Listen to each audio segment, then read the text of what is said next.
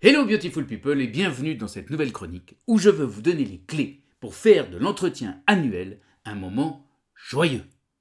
Je m'y prends sans doute un peu tard, pardon, j'ai oublié de faire cette chronique, mais cette semaine j'ai eu dans une session un manager qui est arrivé en vrac après un entretien annuel qui s'était très mal passé avec un de ses collaborateurs. Et déjà c'était pas très agréable à voir, mais ce qui m'a le plus choqué, c'est que ça semblait assez banal pour tous les participants à cette formation. Eh ben moi, je vous dis que non, ça n'est pas normal. Ça devrait même être absolument exclu. Mais pour cela, je pense qu'il faudrait préparer ces entretiens et les conduire d'une manière totalement différente. Et ce, que vous soyez manager ou manager. De toute façon, il y a des chances que vous fassiez les deux alternativement. Voici donc quelques conseils que j'espère les plus pratiques possibles pour que ces entretiens deviennent un rendez-vous que tout le monde attendra avec impatience.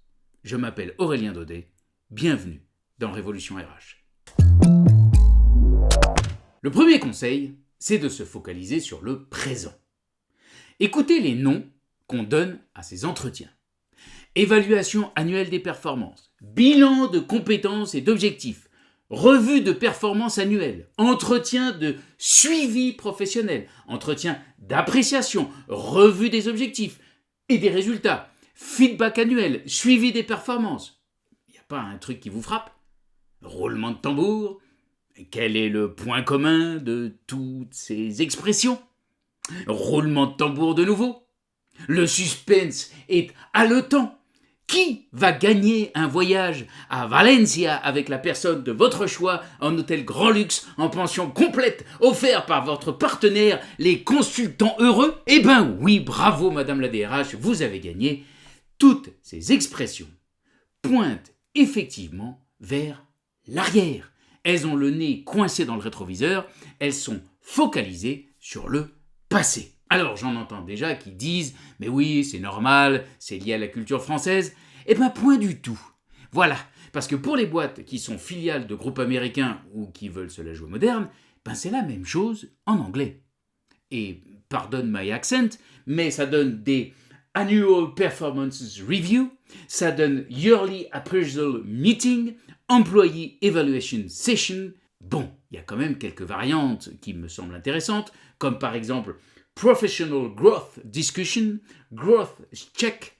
On commence à regarder un peu devant, au moins dans le titre. Bien sûr, c'est utile de regarder ce qui s'est passé, positivement, négativement.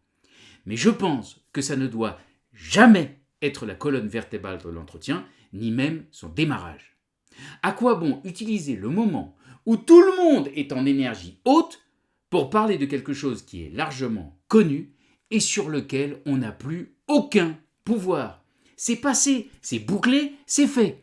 Alors franchement, perdre du temps et de l'énergie pour débattre de qui a la meilleure analyse de ce qui s'est passé parfois il y a des mois, avec un point de vue qui sera forcément général et globalisant, ben c'est ça le but de ce rendez-vous. C'est pas étonnant qu'il y ait certains qui arrivent avec des pieds de plomb, sans envie, voire en mode défensif XXL. Évidemment, je ne dis pas qu'il ne faut pas s'intéresser à ce qui s'est passé. Je revendique seulement haut et fort que ça n'est pas ce qui doit être au centre, et c'est pourtant le cas dans l'immense majorité de ces entretiens. Bon, alors si on ne se focalise pas sur le passé d'abord, on met quoi au centre ? Le futur ? Ce serait déjà mieux. Dans cet entretien, nous allons discuter de ce que toi et moi nous voulons atteindre, réaliser, faire dans l'année à venir, et donc nous allons définir la cible de la manière la plus concrète possible, et justifier nos envies, nos demandes, avec un certain nombre de critères. L'entreprise et son développement, le contexte de marché, le fonctionnement de l'équipe, et puis les envies de la personne, sa situation personnelle, son plan de carrière. Et aussi, chacun va utiliser des éléments de l'année ou des années écoulées pour renforcer ses demandes. Celles du manager comme celles du collaborateur. Par exemple, le manager va me dire « Bon, ok, Aurélien, moi ce que je veux, c'est qu'en 2025, tu atteignes tel objectif business, tel objectif comportemental et tel objectif de compétence.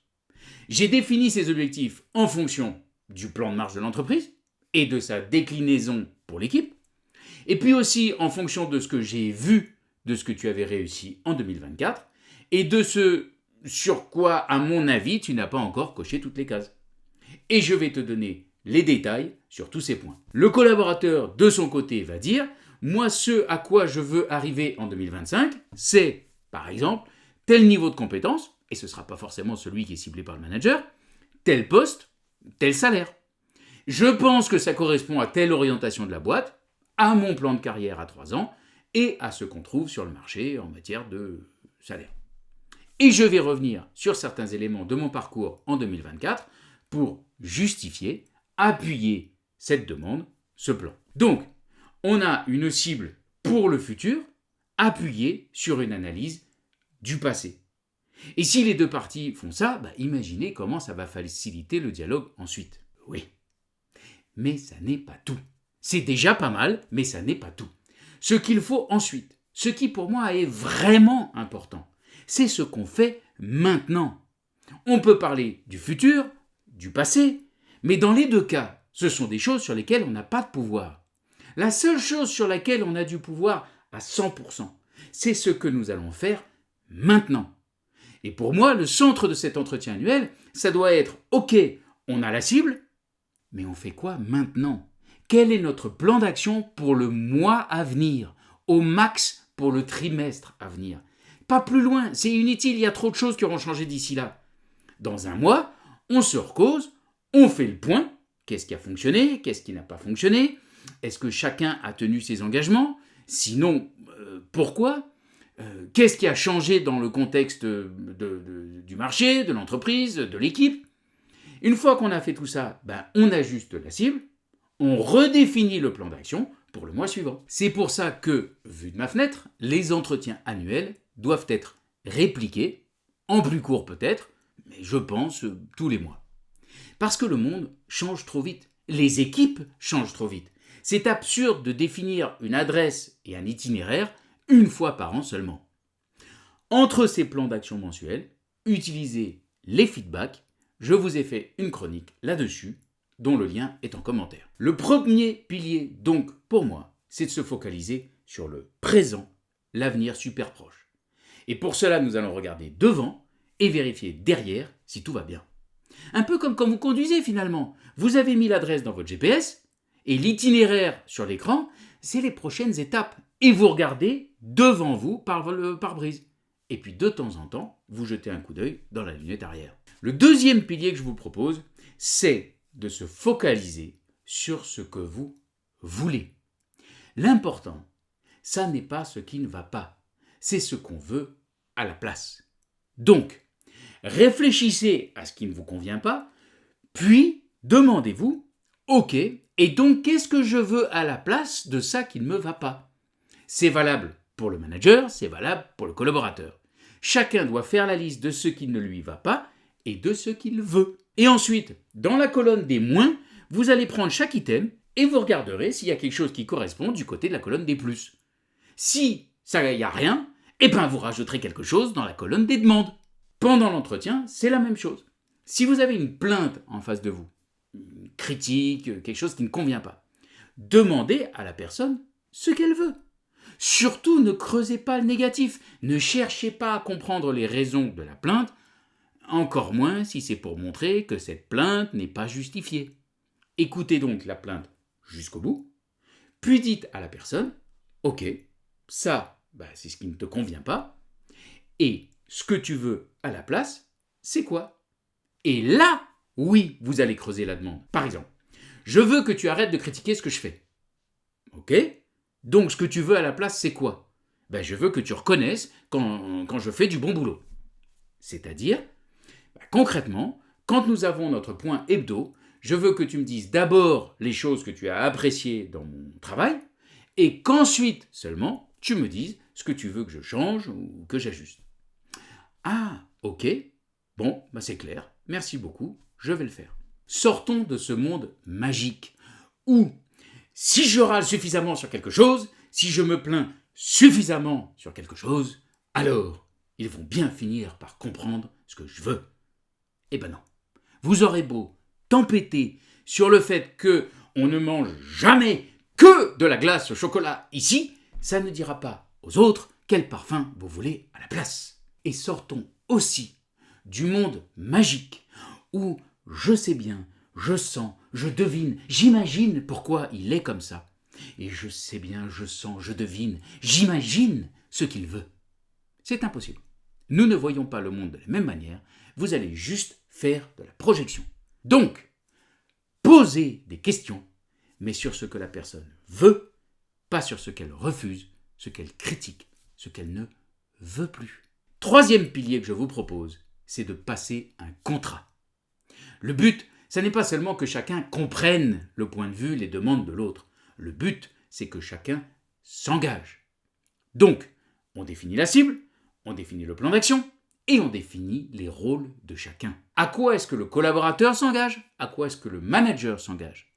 Et je pense que le mieux, c'est qu'ensuite, ce soit formalisé dans un document écrit. En faisant ça, cet engagement réciproque, vous rentrez dans un contrat. C'est quand même plus intéressant d'investir son temps pour construire un contrat que pour faire un entretien, non? En plus, il y a un effet qui se coule pour les managers qui se plaignent de ce qu'ils doivent faire 5, 6, 10 entretiens annuels. La meilleure manière de transformer cette contrainte en opportunité, c'est de vous dire qu'à chaque fois, vous allez apprendre des choses sur ce que vous faites. Et vous allez aussi avoir des repères précis sur ce que vous aurez à faire dans le mois à venir. C'est donc le moyen de rentrer dans un dialogue puissant, riche, continu avec tous les autres membres de l'équipe. Et c'est aussi un moyen pour sortir de votre sentiment d'isolement et des angoisses que j'entends chez tous les managers avec lesquels je bosse sur est-ce que je fais bien. En conclusion, si vous êtes OK avec tout ce que je vous ai dit, passez à l'action. Ne commencez pas à me dire « Ah, ça serait génial, mais c'est pas comme ça qu'on fait chez nous. Tu sais, j'adorerais, mais il faut que je suive le mode d'emploi, le processus corporate. » C'est une excuse à 2 balles. Suivez le processus et adaptez-le. Ajustez en fonction de votre personnalité, de vos envies. C'est vous le manager, c'est vous le collaborateur. Donc allez-y, secouez-vous, secouez vos habitudes, faites des propositions. Ce n'est pas une révolution, c'est un changement. Un entretien, c'est une rencontre entre 2 personnes, 2 êtres humains. Ce n'est pas 2 masques qui essayent de copier l'intelligence artificielle. Très bonne semaine à tous.